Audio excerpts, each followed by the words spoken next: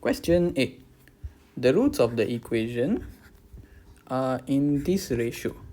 Find the values of p. Okay, so this equation, the a is 1, b is p, and c is 27. This, and this. So they say the roots are 1 to 3. So one of the root is alpha, the other root will be 3 alpha. The ratio is 1 to 3. So from here we find the sum of roots and the product of roots.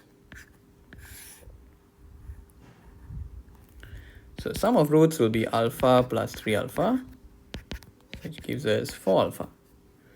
Product of roots will be alpha times 3 alpha, which is 3 alpha square. Okay, the sum of roots will be negative b over a, and product of roots will be c over a.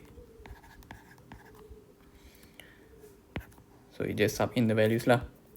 B is p, a is 1. Here c will be 27, a is 1. Done. Then we can solve the question. So here we have two unknowns, p and alpha. Here we only have alpha, so we find the alpha first lah.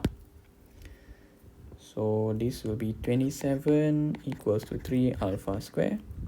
3 you bring here becomes divide. So 27 over 3 is alpha square. Alpha square is 9. Therefore alpha is plus minus 9. Okay. So alpha can be positive 3 or negative 3. Well, two different values.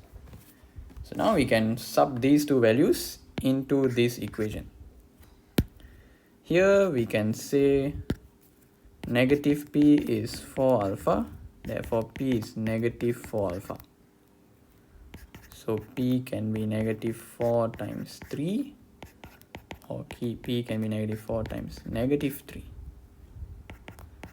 Negative 12 and positive 12.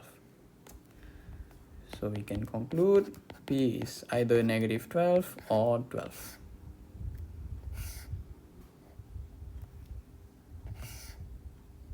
Done. This will be our final answer.